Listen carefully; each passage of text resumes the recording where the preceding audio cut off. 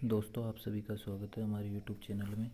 आज हम आपको मुख्यमंत्री जी की कल दिनांक 27/8/2022 को हुई बैठक की प्रेस वार्ता के बारे में आपको बताने जा रहे हैं, जो कि राजस्थान सरकार मुख्यमंत्री जनसंपर्क प्रकोष्ठ द्वारा जारी की गई है। तो इस प्रेस नोट में बहुत सारी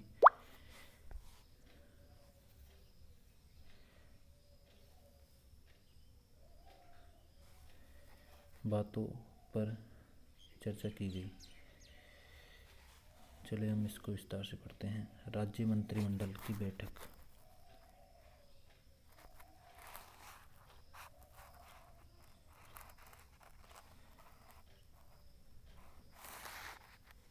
राज्य मंत्रिमंडल की बैठक। मंत्रिमंडल में युवाओं, कार्मिकों, उद्यमियों के हितों में अहम निर्णय, सार्वजनिक जवाबदेही, पारदर्शिता और जन संतुष्टि के लिए अथॉरिटी का गठन किया गया।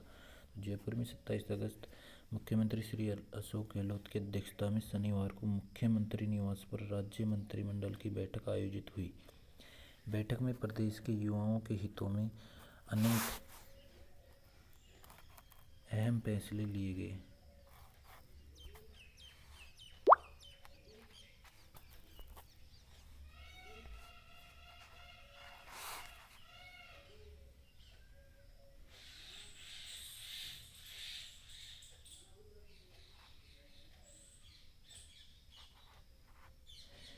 इनमें जहां ईडब्ल्यूएस की आयु सीमा छूट के प्रावधानों में 4 सेवा नियमों को जोड़कर राजकीय नियुक्तियों के रास्ते खोले गए हैं, वहीं पंचायती राज एलडीसी भर्ती 2013 के 4000 पदों को भरने की कार्यवाही आगे बढ़ाकर और शिथिलन देकर राजकीय नियुक्ति का इंतजार कर रहे युवाओं को सौगात दी है।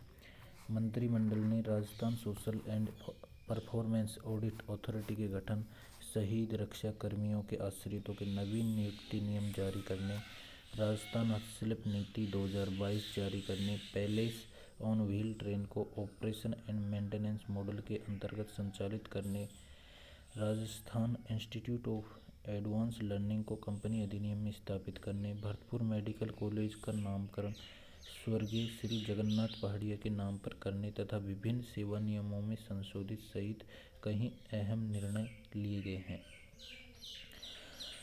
आगे Rajasthan social and performance audit authority का होगा गठन। इस बारे में भी मुख्यमंत्री श्री अशोक गहलोत ने वार्ता की।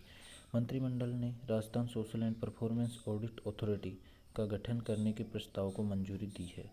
इस निर्णय से राज्य सरकार की जन कल्याणकारी योजनाओं में सार्वजनिक जवाबदेही के साथ ही पारदर्शिता, जन सहभागिता, जन संतुष्टि व गुणवत्ता सुनिश्चित हो सकेगी। राजकीय विभागों तथा उपक्रमों व योजनाओं या कार्यक्रमों को लागू करने वाली अन्य एजेंसियों के कार्य निष्पादन का आकलन भी हो सकेगा। योजनाओं का लाभ जरूरतमंद लाभार्थियों तक और अधिक सहजता, सुगमता व समयबद्ध तरीके से पहुंचेगा।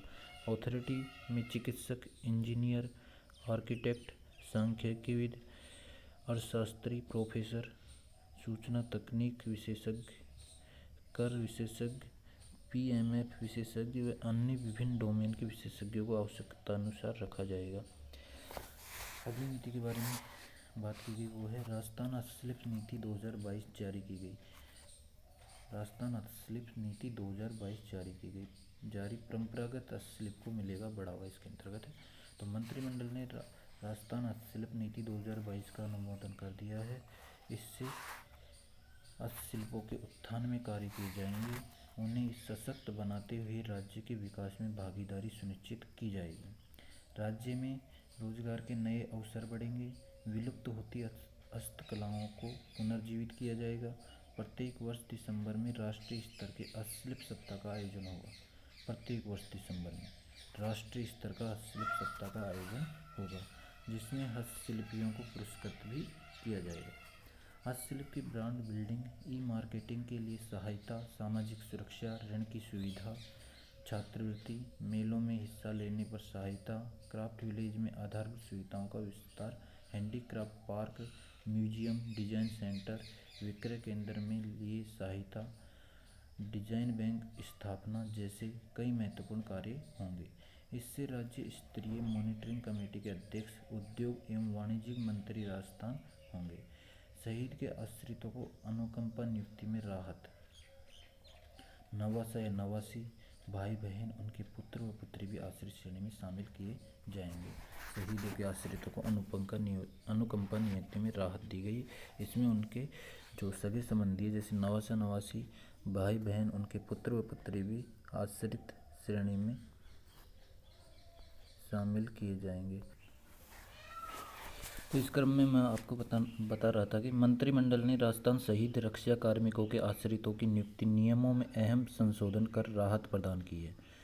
राजस्थान शहीद रक्षा कार्मिकों के आश्रितों की नियुक्ति नियम 2018 को निरस्त कर नए नियम राजस्थान शहीद रक्षा कार्मिकों के आश्रितों की नियुक्ति नियम 2022 को स्वीकृति दी है। मतलब उस नियम का नाम बदल के दूसरा नाम रख दिया है 2022 के लिए।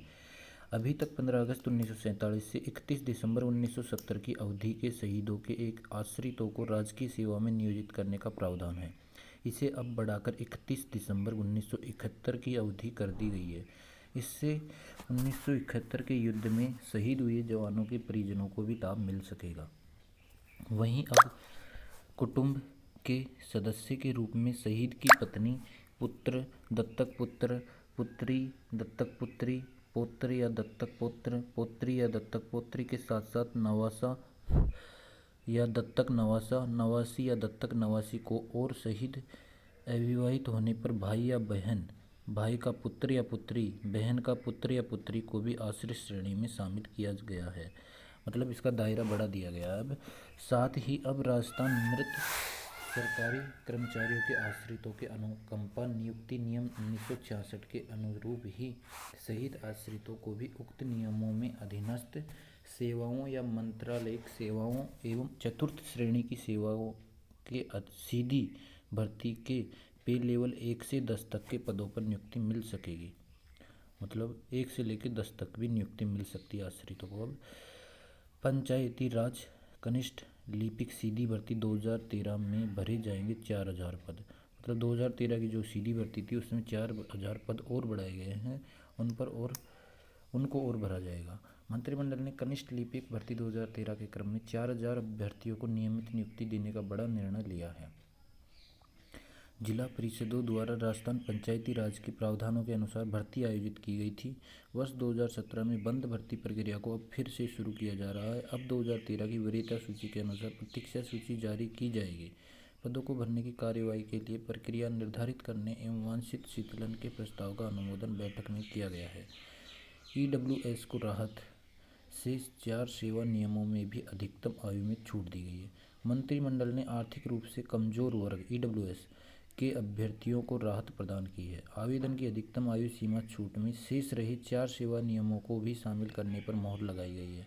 अब राजस्थान पुस्तकालय अध्यक्ष और शारीरिक प्रशिक्षक अनुदेशक सेवा महाविद्यालय शाखा नियम, राजस्थान विज्ञान एवं प्रौद्योगिकी राज्य एवं अधीनस्थ सेवा नियम, राजस्थान होमगार्ड अधीनस्थ सेवा नियम एवं राजस्थान विश्राम भवन राज्य एवं अधीनस्थ सेवा नियम में भी आयु सीमा में छूट मिलेगी। इससे निर्धारित आयु सीमा पार कर चुके EWS अभ्यर्थियों को आयु सीमा में लाभ मिल सकेगा। उल्लेखनीय है कि 2021-22 के बजट में मुख्यमंत्री श्री अशोक गहलोत द्वारा EWS को अन्य आरक्षित वर्गों के समान आयु सीमा में छूट दिए जाने की घोषणा की गई थी। इसमें EWS के पुरुष अभ्यर्थियों को 5 वर्ष एवं महिला अभ्यर्थियों को 10 वर्ष की छूट का प्रावधान किया गया है। अन्य राज्य या केंद्र सरकार में कार्यरत पदक विजेता कार्मिकों को मिलेगा राज्य में पे प्रोटेक्शन। मंत्रिमंडल ने Rajasthan out of turn appointment to sports medal winners rules 2017 में संशोधन किया है।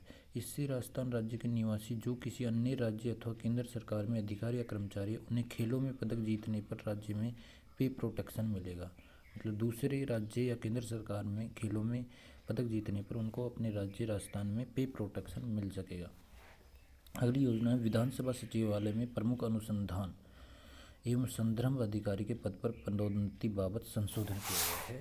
तो मंत्रिमंडल ने राजस्थान विधानसभा सचिवालय के अन्वेषण एवं संदर्भ शाखा में प्रमुख अनुसंधान एवं संदर्भ अधिकारी पे लेवल L18 के पद पर पदोन्नति संबंधित प्रस्ताव का अनुमोदन किया है। इससे उक्त संवर्ग के अधिकारियों को पदोन्नति का लाभ मिलेगा। इससे क्या होगा, उक्त संवर्ग के अधिकारियों को पदोन्नति का लाभ भी मिल सकेगा। विधानसभा सचिवालय के अधिकारियों एवं कर्मचारियों हेतु राजस्थान विधानसभा सचिवालय भर्ती तथा सेवा की शर्तें नियम 1992 दिनांक 4/2/1992 से प्रभावी है। यहाँ शाखा के संवर्ग में मुख्य अन्वेषण एवं संदर्भ अधिकारी का उच्चतम पद निर्धारित किया हुआ है। इस पद से पदोन्नति के लिए प्राप्त प्रस्ताव पर निर्णय लिया गया है। इसके लिए राजस्थान विधानसभा सचिवालय सेवा भर्ती तथा सेवा की शर्तें नियम 1992 की अनुसूची में संशोधन भी किए गए हैं। विश्राम भवन प्रबंधक के 50% पद पर सीधी भर्ती द्वारा भरे जाएंगे। मंत्रिमंडल ने राजस्थान विश्राम भवन राज्य एवं अधीनस्थ सेवा संशोधन नियम 2022 के प्रारूप का अनुमोदन किया है। इस निर्णय से सर्किट हाउस प्रबंधक के 50% पद सीधी भर्ती व 50% पद पदोन्नति से भरे जा सकेंगे। इससे सीधी भर्ती के पदों में वृद्धि होगी। युवाओं को रोजगार के अवसर भी उपलब्ध होंगे। वर्तमान में राजस्थान विश्राम भवन राज्य एवं अधीनस्थ सेवा नियम 2019 में प्रबंधक पद 75% पदोन्नति से और 25% सीधी भर्ती से भरे जाते हैं। अगला है पुनर्नियुक्ति। सेवानिवृत्त कार्मिकों को मूल वेतन पर मिलेगा HRA। मंत्रिमंडल ने राजस्थान सिविल सेवा पेंशन नियम 1966 में संशोधन करते हुए सेवानिवृत्त कार्मिकों के हित में अहम फैसला किया है। अब सेवानिवृत्त कर्मचारी जिनकी पे माइनस पेंशन के आधार पर पुनर्नियुक्ति की जाती है, उनको अब मकान किराया भत्ता HRA सेवानिवृत्ति की दिनांक को उनके द्वारा प्राप्त किए गए अंतिम मूल वेतन पर देय होगा। साथ ही उन्हें चिकित्सा सुविधा RGHS के अंतर्गत देय होगी। कंपनी अधिनियम के अंतर्गत स्थापित होगा Rajasthan institute of advance learning. मंत्रिमंडल ने Rajasthan institute of advance learning real को कंपनी अधिनियम 2013 की धारा 8 के अंतर्गत स्थापित करने के प्रस्ताव का अनुमोदन किया है। इस निर्णय से प्रदेश में उद्योग स्थापना की संभावनाओं में बढ़ोतरी होगी। राज्य में उन्नत तकनीक युक्त युवा शक्ति उपलब्ध होगी। इंस्टीट्यूट से युवाओं, उद्योगों, MSME एवं स्टार्टअप को नवीनतम उन्नत प्रौद्योगिकी क्षेत्र जैसे electronic system design and manufacturing ESDM, medical technology, climate technology and agriculture technology आदि के क्षेत्रों में पढ़ने एवं अनुसंधान करने का मौका मिलेगा। इंस्टीट्यूट उन्नत प्रौद्योगिकी से जुड़े कार्यों में परामर्शदात्री के रूप में कार्य करेगा। अगला चिकित्सा महाविद्यालय भरतपुर का नाम अब श्री जगन्नाथ पहाड़ी चिकित्सा महाविद्यालय भरतपुर होगा। मंत्रिमंडल ने चिकित्सा महाविद्यालय भरतपुर का नामकरण श्री जगन्नाथ पहाड़ी चिकित्सा महाविद्यालय भरतपुर के नाम पर करने का निर्णय लिया है। श्री पहाड़िया 6 जून 1980 से 14 जुलाई 1981 तक राजस्थान के मुख्यमंत्री रहे थे। वे अनुसूचित जाति के प्रथम नेता थे जो राज्य के मुख्यमंत्री रहे। इसके साथ ही वे बिहार और हरियाणा राज्य के राज्यपाल भी रहे थे। पैलेस ऑन व्हील का संचालन अब O&M मॉडल पर, मतलब विदेशी पर्यटकों के बीच प्रसिद्ध पैलेस ऑन व्हील्स फिर से शुरू होगी। अब ट्रेन को वर्ष 2022-23 से भारतीय रेलवे की भारत गौरव ट्रेन पॉलिसी के अंतर्गत संचालन एवं रखरखाव मॉडल पर संचालित किया जाएगा। इससे राजस्थान पर्यटन विकास निगम को प्रतिवर्ष एक निश्चित राजस्व की प्राप्ति भी होगी। निजी सहभागिता से ट्रेन में पर्यटकों को और अधिक सुविधाएं मिलेंगी। ट्रेन का संचालन अक्टूबर 2022 से प्रभावित है। ट्रेन का स्वामित्व RTDC के पास ही रहेगा। तो ये थी कुछ मुख्य बातें जो कल CM अशोक गहलोत ने जारी की थी। तो धन्यवाद।